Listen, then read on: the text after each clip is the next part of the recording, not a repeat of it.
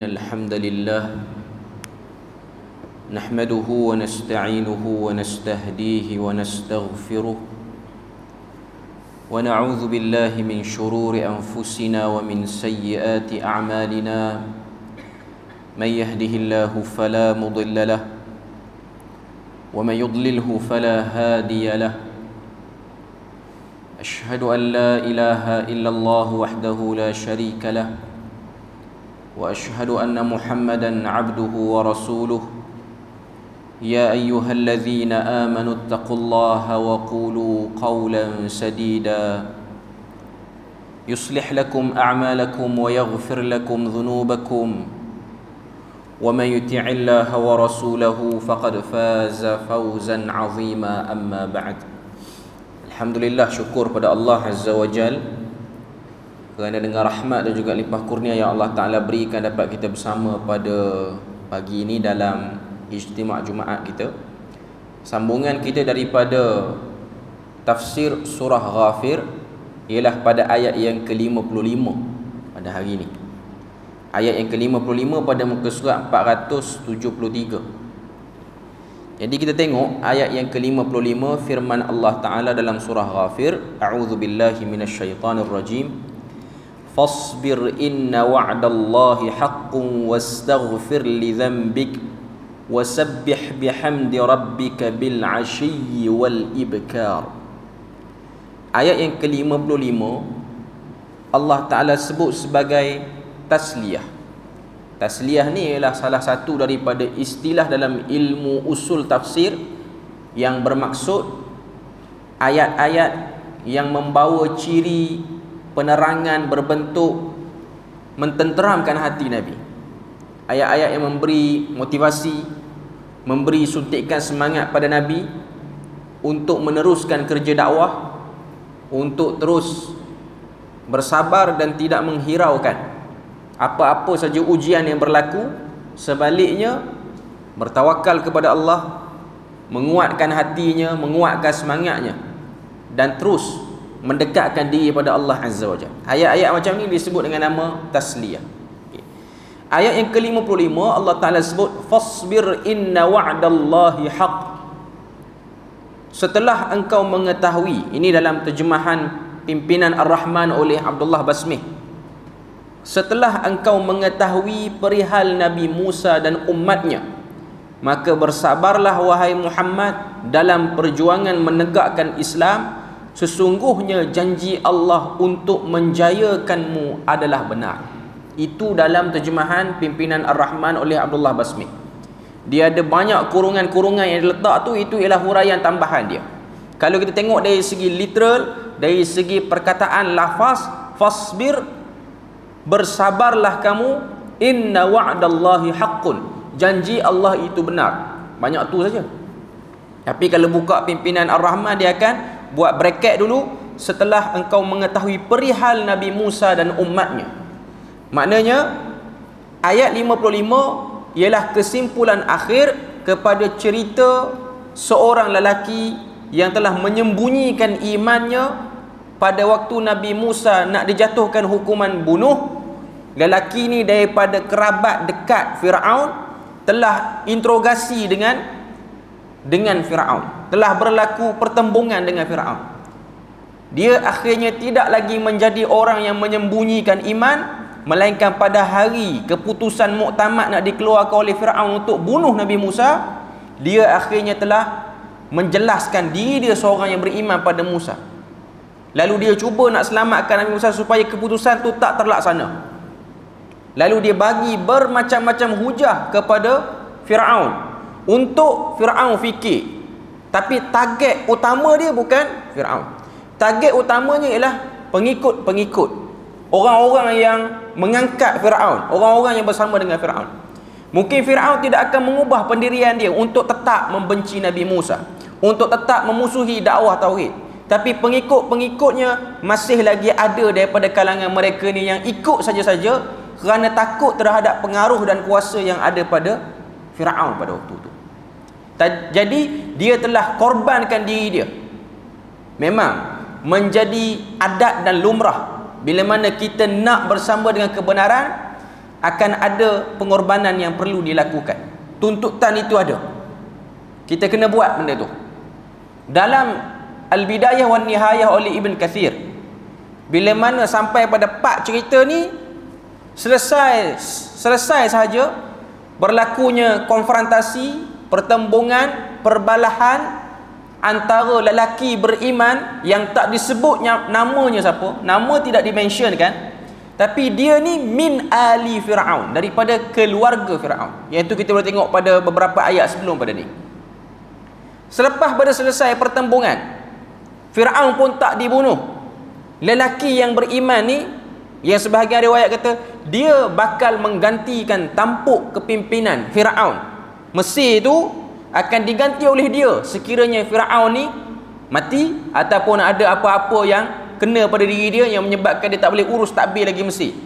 Tapi dia ni tak tahan dengan dakwaan-dakwaan tak berasas, mengaku Tuhan, mengaku mengurus tadbir bukan hanya pada buat infrastruktur, bukan hanya pada buat bangunan, buat benda-benda macam tu, tapi mengurus tadbir keperluan fisiologi pun.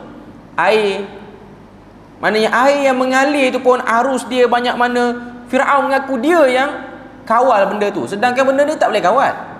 Benda ni bukan mari daripada kita sendiri. Kita mungkin boleh kawal lah, boleh kawal, boleh buat macam-macam apa tanduk apa semua boleh nak buat. Okay. Cuma nak katanya ialah dia macam nak kata air tu jadi banyak dikurang pun kerana dia.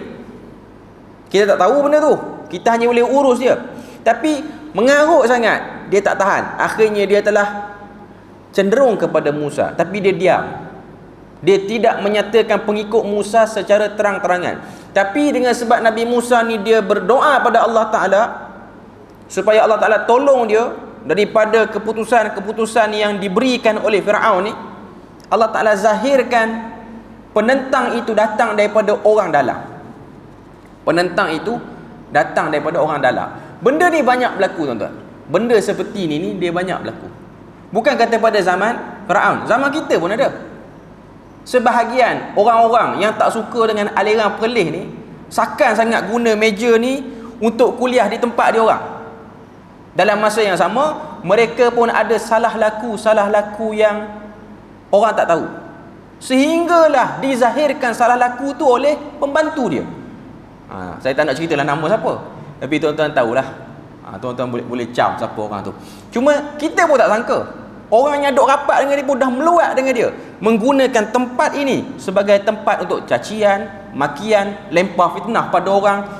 Benda budaya seperti ini, budaya tak suka dengan satu orang tidak dibalas dengan hujah, tapi dibalas dengan tikam peribadi orang, cari keburukan-keburukan yang tak ada kena-mengena dengan isu yang dia sampaikan.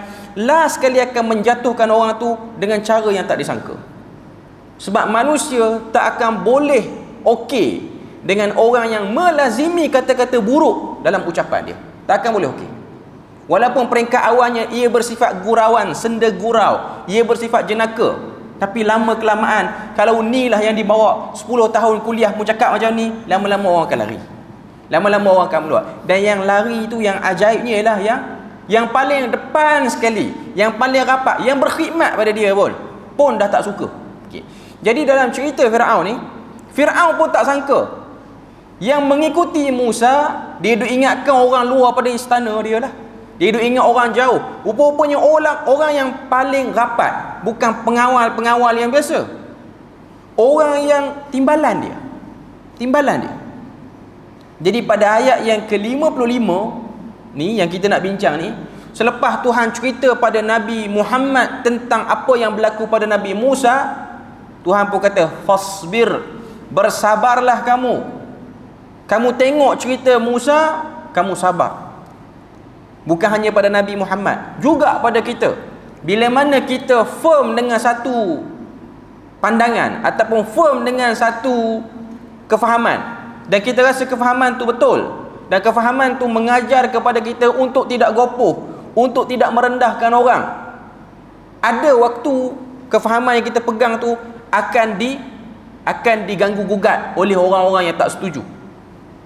Cuma pendirian kita tidak agresif, tidak orang kata apa, melawan dengan cara yang salah, tapi kita melawan dengan cara yang betul. Ada waktu kadang-kadang kena tinggi suara juga, bukan semua waktu kena rendah suara saja, tapi waktu tinggi suara tu pun masih lagi beretika. Poin dia ialah fasbir, sabar. Inna wa'dallahi haqqun, ketahuilah janji Allah itu benar. Sabar saja cukup ke? Tak cukup lagi. Dalam ayat tu Tuhan sebut wastaghfir li dzambik, dan pohonlah ampun kepada Tuhanmu terhadap salah dan silap yang kamu lakukan. Maknanya untuk menjadikan kita ni dapat lihat keberjayaan dan keberhasilan, satu-satu aliran ialah dengan cara insaf, ataupun kita sebut dengan rendah diri. Arab dia akan panggil insaf lah benda ni. Kita pun Melayu panggil insaf. Maknanya waktu kita firm satu-satu pandangan, kita kena sedar kita tak boleh memegang hati manusia, tak boleh paksa orang. Setengah-setengah orang dia perlu waktu, perlu masa untuk dia faham apa sebenarnya kita nak sebut. Sebab kapasiti otak manusia tak sama, kapasiti kefahaman manusia tak sama. Tengok kapasiti kefahaman Firaun, tak sampai ke sudah apa maksud Musa daripada dakwah dia, tak sampai. Tapi beza dengan timbalan dia, beza dengan isterinya Asia, beza dengan pembantu dia. Dua orang yang duduk rapat dengan Firaun, isterinya dan juga pembantunya. Allah Ta'ala jadikan isteri dan pembantunya bila mana dengar dakwah Musa boleh faham apa Musa nak cerita. Tapi sampai dekat Firaun dia tak boleh faham, sama ada dia betul tak faham ataupun dia buat-buat tak faham. Kalau dia buat-buat tak faham, apa yang menyebabkan dia kekal dengan keadaan buat-buat tak faham tu? Ianya datang daripada kedegilan. Ianya datang daripada tak puas lagi merasa duduk dalam kuasa yang besar. Sebab tu kita boleh mendabik dada, saya tak akan macam dia kot, selama mana kita tak masuk dalam kasut dia, tak duduk dalam kawasan dia. Sebab tu kita kata, kalau saya tak akan buatlah macam tu, tak boleh kata lagi. Sebab jawatan tak sampai lagi, duit banyak pun tak lalu lagi, tak boleh kata lagi. Sebab tu Nabi ajar pada kita, salullah al-afwa wal-afiyah, minta pada Allah kemaafan dan afiat. Afiat ni bukan maksudnya cergah tubuh badan, umur 107 pun boleh berlari lagi. Ada orang yang faham yang tu ya. Afiat ni maksudnya sehat imannya, sehat emosionalnya, sehat spiritualnya, sehat akalnya. Waktu dia nak buat satu keputusan, akalnya berfungsi dengan baik, akal dia sehat. Akal dia bukan macam orang yang di bawah pengaruh dadah, bukan. Sebab ada orang dia boleh mabuk walaupun dia tak ambil benda yang memabukkan. Dia tengok duit je, dia tengok muka raja ni banyak sangat ni, kan atas duit kan banyak muka raja, muka raja, muka sultan ni banyak sangat, dia pun jadi mabuk, tak ambil apa-apa pun. Sebab tu dalam Al-Quran Tuhan sebut, la taqrabus salata wa antum sukara, jangan salat dalam keadaan kamu mabuk. Mabuk maksud dia apa? Apa saja yang boleh divert kita fikir pada benda lain. Ini ialah permintaan yang Nabi ajar pada kita, salullah al-afwa wal-afiyah, minta pada Allah kemaafan dan juga afiat. Sebab tu perkataan afiah ni luah lagi maknanya berbanding sihat tubuh badan. Sihat tubuh badan salah satu, sihat pemikirannya, sihat imannya, stabil emosinya, okey, jiwa spiritualnya. Ini semua duduk dalam afiah. Sebab tu Nabi suruh kita minta benda ni hari-hari, sehari 2 kali paling kurang. Pagi kena minta sekali, petang kena minta sekali. Sebab kita tak tahu apa ujian yang akan datang menemui kita selepas daripada kita melepasi waktu pagi, tengah hari, petang. Sampai petang sebut lagi, sebab malam tak tahu cerita apa lagi nak berlaku. Itu ialah tata cara hidup yang diajar oleh Nabi sallallahu alaihi wasallam. Okey. Jadi dalam ayat 55 Tuhan suruh kita istighfar untuk mengimbangi kesabaran. Istighfar saja pun tak cukup. Dia kena satu lagi pelengkap kepada maintainnya sabar satu orang dalam diri itu ialah wasabbih bihamdi rabbika bil ashyi wal ibkar, dan tasbih puji Tuhan kamu pagi dan petang. Sebab itu dah sebut tadi. Sebab tu kita ni tahu Nabi ni ada buat zikir pagi petang. Tujuannya ialah untuk mengimbangi kita. Ada masalah apa, tak cepat melata. Ada apa-apa orang tohmah pada kita, tak jadi orang yang gopoh, sehingga kita jawab tohmahan itu dalam keadaan gopoh, akhirnya merugikan banyak pihak juga. Last sekali.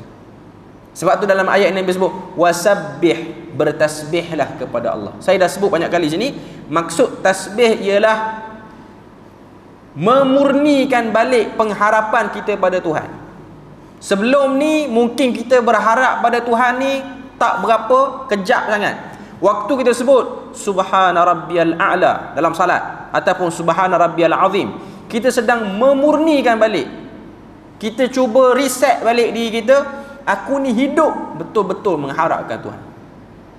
Sebab tu ada hadis cerita tentang dua kalimah kau letak pada mizan, mizan tu akan berat. Kan? Kalimatan khafifatan 'alal lisan, thaqilatani fil mizan. Subhanallahi wa bihamdihi, subhanallahil azim. Ringkas. Tapi dalam dua zikir tu dia ada perkataan subhana. Itu besar. Sebab dalam ayat ni sebut wasabbih bihamdi rabbik. Subhanallahi wa bihamdihi, subhanallahil azim.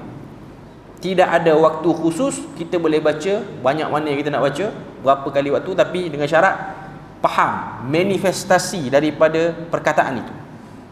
Waktu sebut subhanallah tu, bila susah tahu pengharapan yang paling utama Tuhan. Dia masalah juga sebut je subhanallah tapi tak faham apa kena sebut. Bahkan ucapan subhanallah itu sendiri kita kena sebut banyak kali, sebab orang yang salat dia akan tahu lepas salat ada zikir lepas salat pula. Antara zikir lepas salat, first kali sebelum sebut apa-apa, astaghfirullah dulu. Dalam himpunan zikir tu pula ada zikir yang kita kena sebut subhanallah beberapa kali, alhamdulillah beberapa kali. Jadi ayat yang kita duk bahas ni ialah amalan yang memang berlaku, berjalan setiap hari dalam hidup pada kadar yang lebih pada sekali, lebih pada 2 kali, lebih pada 3 kali pun lagi. Jadi kalau orang yang melazimi betul istighfar, tasbih, dia akan tahu bahawasanya kita sangat memerlukan benda ni. Sebab ditunjukkan oleh Nabi pun, lepas salat pun ada elemen ni, zikir pagi pun ada elemen ni, zikir petang pun ada elemen ni. Ayat Quran pun sebut tentang keutamaan istighfar, tasbih, tahmid. Istighfar, tasbih, tahmid. Baru dia akan jadi orang yang sabar. Itu poin dia. Ayat yang ke-56. Ayat 56 dia nak cerita benda baru pula. Dia dah habis dah. Konklusi ataupun kesimpulan akhir cerita pertembungan Firaun dengan Musa, tambah dengan lelaki beriman daripada keluarga Firaun. Okey. Sekarang ayat 56. Allah Taala sebut pada ayat yang ke-56, innal ladzina yujadiluna fi ayatillahi bighairi sultanin atahum in fi sudurihim illa kibrum ma hum bibalighi. Maksud dia apa? Sesungguhnya orang-orang yang membantah mengenai maksud ayat-ayat Tuhanmu dengan tidak berdasarkan sebarang bukti yang sampai kepada mereka, dalam pimpinan Ar-Rahman dia buat bracket lagi, dari pihak yang diakui benarnya, tidak ada dalam dada mereka melainkan perasaan mahukan kebesaran untuk mengatasimu. Kemahuan yang mereka tidak sekali-kali akan dapat mencapainya. Itu antara terjemahan dalam pimpinan Ar-Rahman. Okay. Kita potong sikit-sikit untuk kita nampak. Okay. Ayat ni cerita kenapa Firaun ni dia kekal dalam degil dia. Kenapa pengampu-pengampu Firaun pun kekal degil dia. Tuhan sebut innal ladzina yujadiluna fi ayatillah. Sesungguhnya orang yang saling bantah membantah. Kata kunci dia ialah pada yujadiluna fi ayatillah. Sikap buruk manusia yang akan menyebabkan dia terhumban dalam keburukan, dia bantah membantah ayat Tuhan.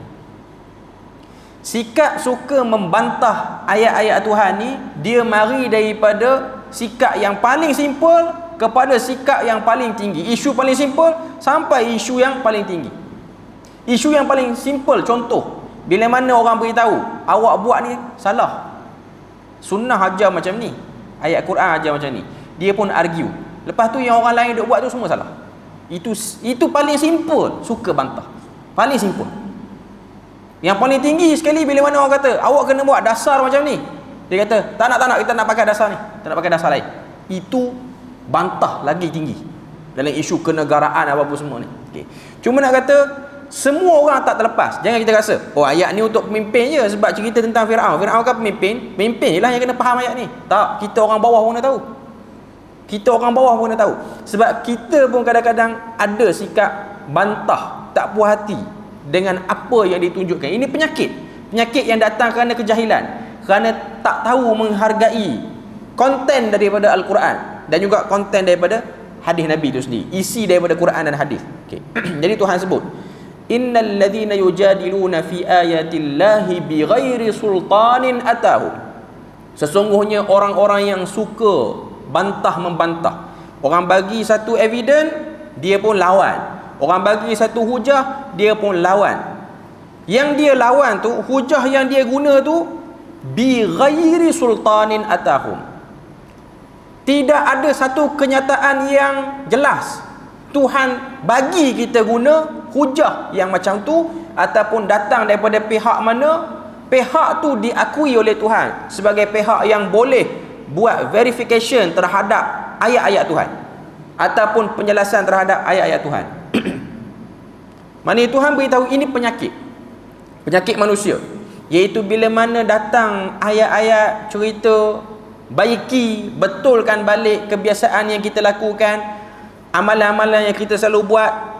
Bila mana datang penjelasan, tak boleh terima penjelasan, lepas tu guna hujah.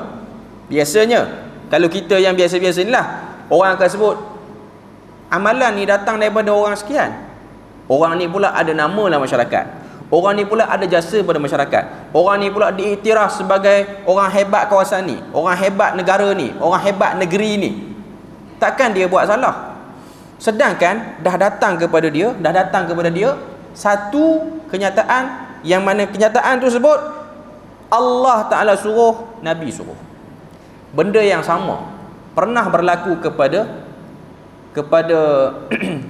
satu orang anak kepada sahabat ni, Zubair bin Al-Awwam.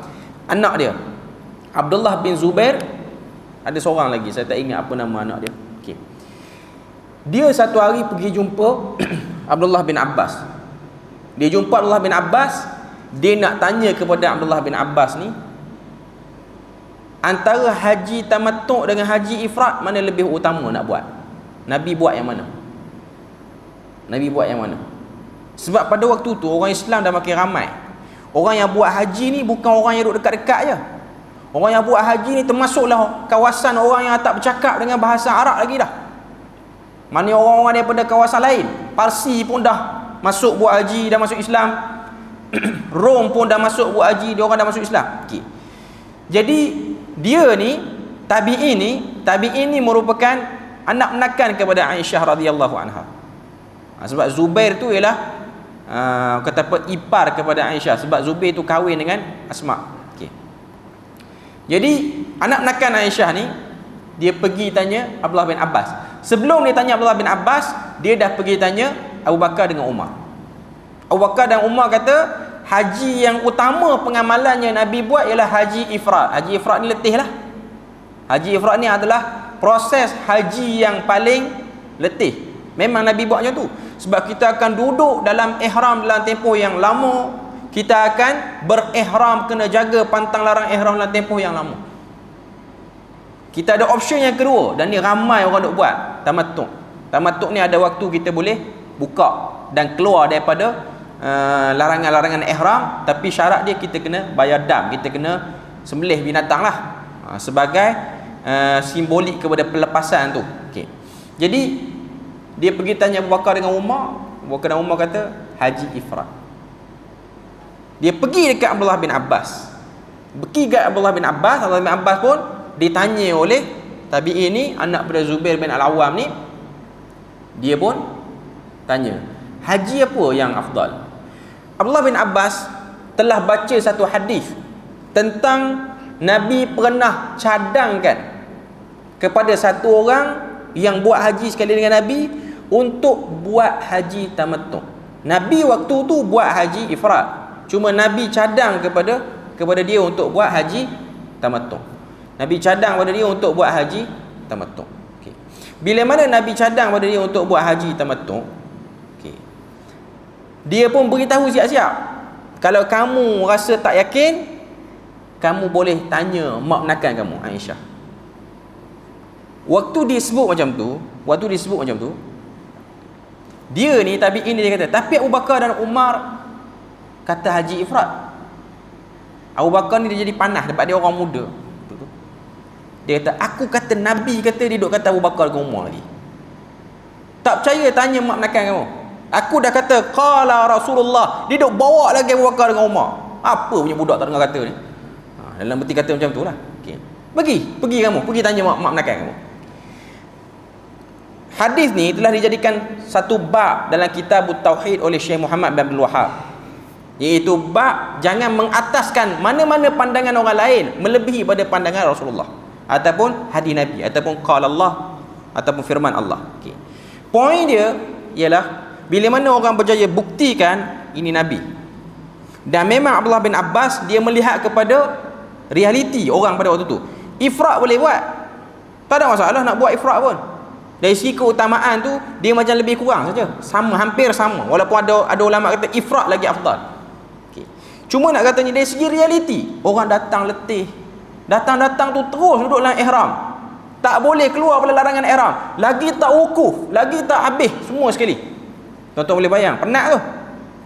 Tambah-tambah kalau ada orang Malaysia yang datang dengan pakej tabung haji nak buat dengan cara tu, sangat penat, dan kita tak boleh jamin dia selamat ataupun tidak untuk tidak melanggar pantang larang ihram sepanjang dia sedang berada dalam ihram dalam tempoh yang lama tu. Jadi diberi pilihan untuk tamattu', untuk dia buat dengan kaedah tamattu' ni. Okay. Jadi bila mana orang kata apa dia sebut macam tu, maka Abdullah bin Abbas pun bagi cadangan yang lebih realistik lagi, iaitu haji tamattu'. Poin dia ialah, pertama, kenapa tabi'in ni dia macam sanggah kata-kata Abdullah bin Abbas? Sebab Abdullah bin Abbas ni muda, Abu Bakar dengan Umar tu lebih tua. Penyakit tak yakin dengan pandangan yang dikeluarkan oleh orang muda walaupun ada ilmu, penyakit ni tabi'in pun ada. Orang zaman 2023 lagi duk ada lah penyakit ni. Maknanya zaman tu pun ada. Tapi Abdullah bin Abbas ni, sebab dia ada didikan Nabi, dia jawab tu masih lagi pada laras yang elok lah. Dia kata, dah tahu dah tanya orang tua, tanya apa lagi aku? Sepatutnya lah kalau rasa tak puas hati ataupun rasa nak marah. Okay. Tapi nak katanya dia cuba nak memberi kefahaman kepada tabi'in ni. Waktu orang dah bawa satu evidence, lengkap evidence tu, siap suruh pergi peresah lagi dengan mak menakan dia. Sebab Abu Bakar dengan Umar, walaupun dia sahabat yang rapat, dia tidak termasuk dalam kalangan muksirin fil hadis, sahabat-sahabat yang banyak riwayat hadis, tak masuk. Aisyah masuk dalam tu. Sebab tu Abdullah bin Abbas dia cepat-cepat potong supaya tak berlaku orang kata apa silap faham. Dia kata tak percaya, pergi tanya mak menakan kamu, pergi tanya Aisyah. Dia dah sebut nama orang yang boleh dirujuk sekiranya rasa tak yakin. Tapi tabi'in ni dia macam nak lagi argue. Okay. Cuma saya nak sebutnya ialah ini ialah sikit ada perangai suka bantah-membantah. Bila mana kita bagi pandangan, kita bagi solution, lalu ada orang dia bawa pandangan-pandangan ataupun dia cuba nak argue. Maknanya dia bukan nak datang bertanya, memang dia datang nak berdebat dengan cara yang indirect, tidak langsung, ataupun nak cuba hidangkan dia tahu juga bab tu. Kan ada orang dia suka tanya, dia suka tanya soalan bukan kerana dia tak tahu soalan tu, tapi dia nak tengok ustaz tu jawab macam mana, sebab dia pun ada jawapan kak, nampak tu. Lalu dia nak banding, dia nak argue, mana tahu lepas pada tu dia boleh kuliah kat kawasan tu. Ada orang dia berniat macam tu. Okay. Tapi itu ialah bentuk bantah-membantah. Bantah-membantah macam tu okey lagi lah. Dia ada membantah sehingga menafikan, tak nak, kita tak nak pakai macam mana pun. Okay. Yang tu ialah ayat yang cuba digambarkan dalam surah ni. Okay. Tuhan kata, in fi sudurihim illa kibrum ma hum bibalighi. Tuhan kata, tidak ada apa-apa dalam dada mereka waktu mereka bantah ayat Quran tu, melainkan perasaan kibir, besar diri. Mahum bibalighi, tapi mereka tak akan boleh sampai pada kedudukan kamu wahai Nabi dan Rasul. Nak lawan, lawanlah. Nak buat apa pun buatlah. Sebab tu kau tengok sekarang, yang lawan Nabi Muhammad pada waktu ni ialah pembesar-pembesar Mekah. Allah Ta'ala hilangkan sejarah pembesar Mekah secara sempurna. Sejarah tu ada, tapi yang sempurna tu tak ada. Maknanya kita tidak ada dan kita pun tak tahu. Tak tahulah di Arab Saudi macam mana. Tapi kalau tengok di Arab Saudi pun, bila mana kita pergi ziarah Arab Saudi, kita pergi buat umrah ke, buat haji ke, kita akan nampak muka-muka daripada silsilah Malik Saud ni lah, Muhammad ibn Saud ni, keluarga Bani Saud. Kita akan tengok silsilah yang jaga Mekah ni daripada Bani Hashim. Tak tengok dah. Bani Hashim tu mulia lah sebab Nabi ada. Kita selawat pada Nabi hari Jumaat apa semua ni sebab Nabi ada dalam Bani Hashim. Tapi dia tak boleh buat satu susunan muka, okey ni penguasa Mekah pertama, kedua, ketiga, tak boleh ada. Maksudnya Tuhan tak jadikan dia tak dapat pada tempat yang dia nak. Abu Jahal dia mengidam supaya nama dia lebih atas pada nama Nabi. Tapi Allah Ta'ala sebut wa rafa'na laka dhikrak, kami angkat kamu untuk kamu lebih diingati dan disebut, iaitu Muhammad. Malangnya Abu Jahal yang bersungguh-sungguh untuk membenamkan nama besar Nabi Muhammad ni, Allah Ta'ala masyhurkan dia dengan gelaran yang buruk, Abu Jahal. Tuan-tuan tahu Abu Jahal, nama betul dia, panggilan dia zaman dia di Mekah, dia bukan Abu Jahal, Abu Al-Hakam, nama betul dia. Abu Al-Hakam ni ialah bapa kepada kebijaksanaan. Tapi kita orang Islam, kita kenal dia dengan Jahal, bapa kepada kebodohan. Tak cerdik dia. Nak kata apa? Nak kata usaha nak angkat diri, tak dapat. Sebab apa? Kibir. Datang ayat Quran lawan dengan hujah-hujah yang tak kuat. Kemudian Tuhan sebut innahu huwas samiul basir, sesungguhnya dialah jua yang maha mendengar lagi maha melihat. Maknanya ayat ni penutup dia tu Allah Ta'ala beritahu kepada kita semua, sabarlah wahai Nabi, sabarlah wahai para sahabat, kamu semua sedang diperhatikan oleh Allah Ta'ala, sedang didengar tomahan-tomahan yang diletakkan pada kamu. Tuhan akan angkat, satu masa nanti Tuhan akan angkat. Kamu jangan terkesan dengan mereka-mereka yang menjatuhkan ni, sebab satu masa nanti mereka akan jatuh. Okay. Kemudian ayat yang ke-57, kita ambil satu lagi ayat sebelum pada kita selesaikan. Ayat 57 ni Tuhan nak bagi comparison, perbandingan, supaya Nabi Muhammad tahu dan sedar. Nabi memang sedar dah pun, tapi kadang-kadang bila mana kena hentam teruk ni, kita lemah tu menyebabkan kita lupa kadang-kadang. Okay. La khalqus samawati wal ardi akbaru min khalqin nasi walakinna aktharan nasi la ya'lamun. Allah Ta'ala sebut yang pertama, sesungguhnya mencipta langit dan bumi daripada tiada kepada ada lebih besar, lebih menakjubkan daripada mencipta manusia dan menghidupkannya sesudah mati. Ayat ni memberikan kesedaran kepada para sahabat, memberikan kejutan juga kepada orang kafir. Kesedaran kepada sahabat dan Nabi macam mana? Iaitu jangan terkesan dengan makhluk-makhluk yang kecil yang kacau kamu ni. Tuhan sedang mengurus takbir makhluk yang lagi besar daripada Abu Jahal, makhluk yang lagi besar daripada pentohmah, pengeji, pencaci maki ni. Tuhan urus langit dan bumi, makhluknya, semua makhluk Tuhan. Jadi jangan terkesan sangat. Itu dari sisi Nabi dan para sahabat. Dari sisi orang kafir, dari sisi musyrikin Mekah, ayat ni nak tunjuk pada kita bahawasanya ideologi dia orang yang mengatakan takkanlah Tuhan boleh himpun balik jasad-jasad yang dah hancur dalam kubur, dah mati, dah hilang, bersepah pergi mana, organ dalaman pun dah hancur. Tiba-tiba Muhammad kata kita akan dibangkitkan balik, akan disuat siasat balik. Mana boleh? Kita korek balik kubur orang yang dah mati pun, tulang dia tak boleh nak beza. Tengok tangan, tulang tangan, tak tahu dah tangan kiri tangan kanan. Tak boleh nak trace dah. Itu ukuran kepada ability kamu, kekuatan kamu. Sebab Tuhan kata, buat langit bumi lagi besar berbanding nak membangkitkan orang yang dah mati, yang dah hilang, clueless, hilang, tak ada jejak lagi. Nak tengok tulang dia yang mana, DNA dia yang mana, nak susun balik tu. Tuhan boleh buat lah yang tu. Nak susun yang lagi besar pun Tuhan dah buat. Apakan daya benda yang kecil tu? Apatah lagi benda yang kecil tu lagi. Okey.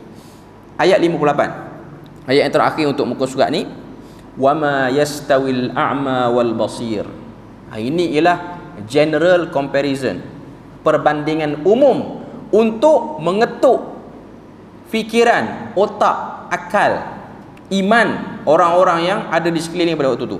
Tuhan kata, dan sememangnya tidak sama orang buta dan orang melihat. Perbandingan yang sangat mudah. Maknanya orang tak mengaji tinggi pun tahu apa beza orang buta dengan orang celik. Adakah nak tahu beza orang buta dengan orang celik ni kena ada kajian PhD dulu baru faham? Kena belajar sampai PhD baru reti. Saya lepas PhD baru tahu beza orang celik dengan orang buta. Bengak tu. Sampai nak kena belajar tinggi macam tu. Okey. Tak perlu, tadika pun dah lepas dah. Mana yang tengok orang buta dengan orang celik, apa beza dia? Beza dia yang buta tak boleh celik, tak boleh tengok. Yang celik boleh tengok. Tu beza yang paling mudah. Mana Tuhan nak kata, apa yang Muhammad bawa sangat jelas perbezaannya dengan apa yang musyrikin pertahankan. Apa yang Musa pertahankan sangat jelas berbeza dengan apa yang Fir'aun bawa. Ideologi yang sangat jelas. Jelas nampak. Mana-mana orang akan perasan dan akan tahu. Lalu Tuhan sebut, walladzina amanu wa 'amilus salihati walal musii. Dan juga tidak sama orang yang beramal saleh dengan orang yang jahat. Takkan kita kata orang jahat dengan orang soleh sama je, apa yang dia buat tu lebih kurang je. Mustahil. Qalilan ma tadhakkarun. Meskipun hakikat itu jelas, tetapi sangat sedikit daripada kalangan manusia yang ingat dan yang insaf. Kenapa sedikit? Kerana membela sikap kibir, takabur dalam diri. Kita bela yang tu, akhirnya kita hilang sifat-sifat lain. Panca indera emosi kita yang lain semua jadi buta. Dengan sebab nak bela sombong, akhirnya panca indera mata yang boleh tengok kebesaran Tuhan, tak tengok kebesaran Tuhan tapi tengok hasad. Sepatutnya aku kena lebih daripada dia lagi. Dengar satu cerita, bila mana Tuhan cerita tentang itu ini, Nabi cerita tentang itu ni, tak boleh. Cerita ni propaganda, cerita yang kita kena reka untuk lawan dia ni ialah cerita ni. Dia jadi semua panca indera dia tu bergerak ke arah negatif. Hanya kerana satu saja, membela sikap takabur dalam diri, menternak sifat tu. Jadi kita jangan ternak ayam tak beri. Ternak sifat tu tak beri apa-apa kesan. Sebab dalam hadis Nabi sebut, man kana fi qalbihi mithqala dzarratin min kibr. Siapa-siapa yang ada satu zarah daripada takabur, la yadkhulul jannah, tak akan masuk syurga. Satu zarah. Zarah tu maksud dia apa? Atom yang paling kecil. Tu bahasa sains moden lah. Bahasa orang Arab, zarah ialah semut yang paling kecil. Sebab waktu tu bukan ada makmal pun bagi orang musyrik Mekah untuk tengok zarah, atom, nukleus ni. Orang tak tahu benda tu. Dia orang hanya tahu semut. Ada semut besar, ada semut kecil. Cuma semut yang paling kecil yang mereka nampak dengan mata dia orang panggil zarah. Cuma kita pun ambil perkataan tu. Kita guna perkataan tu untuk memberi nama kepada partikel yang paling kecil dalam struktur makhluk ni. Kita sebut dengan zarah ataupun atom lah istilah dia. Okay. Berpada situ kita pada pagi ni, insya-Allah kita akan sambung pada kali yang akan datang muka surat seterusnya, iaitu ayat yang ke-59 pada perbahasan akan datang. Subhanakallahumma wa bihamdik, asyhadu an la ilaha illa anta wa astaghfiruka wa atubu ilaik. Wassalamualaikum warahmatullahi wabarakatuh.